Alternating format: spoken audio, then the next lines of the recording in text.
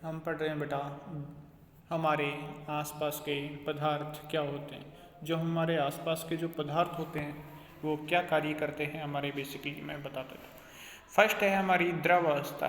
द्रव अवस्था क्या होती है? हमने अभी ठोस अवस्था के बारे में पढ़ा था कि कोई वस्तु जो कठोर होती है हमारी, वो होती है हमारी ठोस अवस्था। अब द्रव अवस्था, द्रव में क्या आ जाता है? हमारा जल आ जाता है।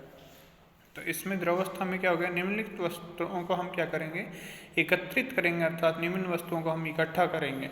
जब हम इनको इकट्ठा करते हैं तो क्या होता है बेसिकली कि निम्नलिखित वस्तुओं को एकत्रित करें। जल हो गया, खाना पकाने का तेल, दूध, जूस और शीतल पेय पदार्थ। तो इसमें क्या हो जाएगा? जो शीतल पेय पदार्थ है, दूध है, जूस है, तेल है, जल है और खाना पकाने का जो तेल है वो किस में आते हैं? द्रव के अंदर आते हैं। विभिन्न आकार के बर्तन, हम विभिन्न आकार के बर्तन ले लेते हैं प्रयोगशाला के एक मापक सिलेंडर की सहायता से। जो प्रयोगशाला के एक मापक सिलेंडर की सहायता से इन बर्तनों में क्या करेंगे? हम 50 ml पर निशान लगा लेते हैं। जब 50 ml जहाँ पर हम इसकी मेजरमेंट होगी तो वहाँ पे हम क्या करेंगे? निशान लगा लेंगे। इन द्रवों को फर्श पर डाल देने पर क्या होगा? जब हम ये जो द्रव है फर्श पे डाल देंगे तो क्या होगा?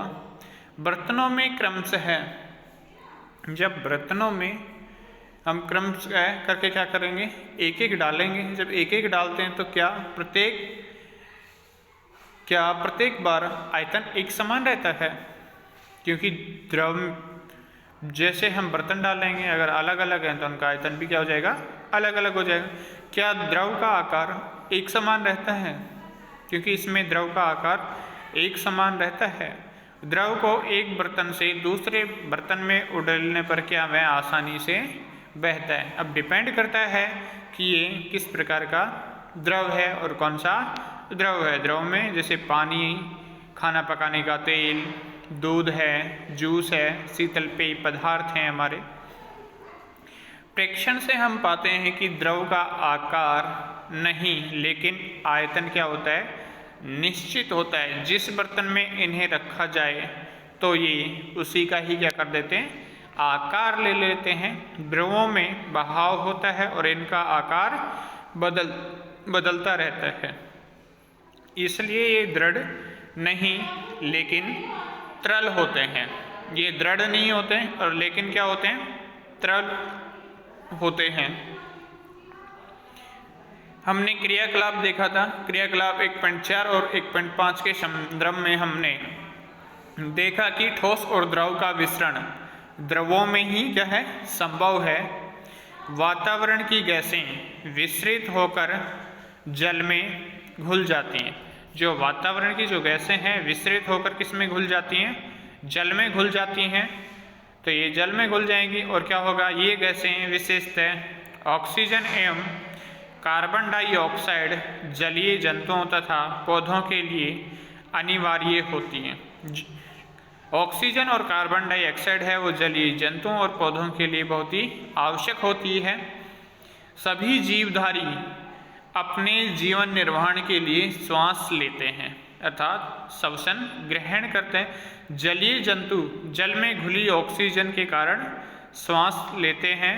इस तरह से हम इस निष्कर्ष तक पहुंचते हैं कि द्रव में ठोस और द्रव और गैस तीनों का विसरण क्या है?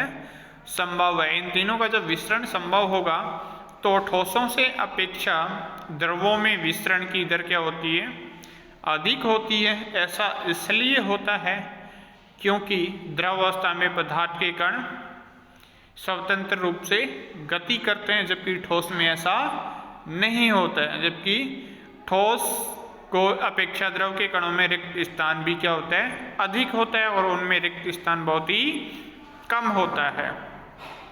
अब आ जाती है हमारी गैसीय अवस्था।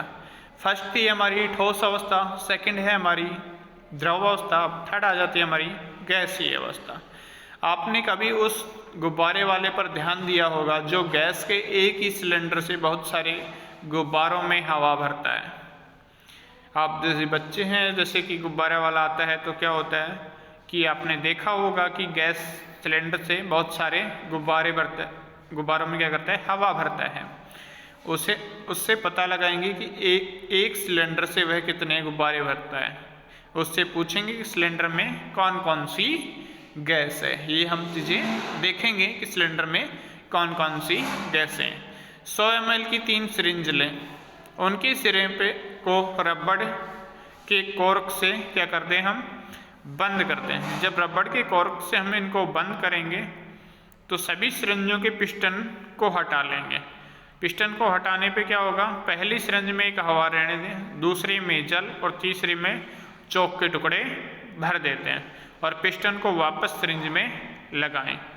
सिरिंज के पिस्टन की गतिशीलता आसान करने के लिए उस पर थोड़ी वैसलीन लगा देते हैं।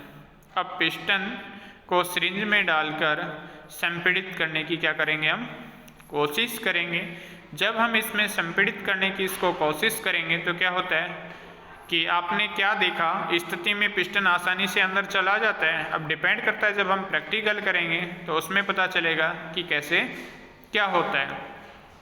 हमने देखा कि ठोसों एवं द्रवों की तुलना में गैसों की संपीड़ितता काफ़ी अधिक होती है और हमारे घरों में खाना बनाने के उपयोग में जो हम गैस यूज होती है वो भी क्या है, गैसीय अवस्था में ही है।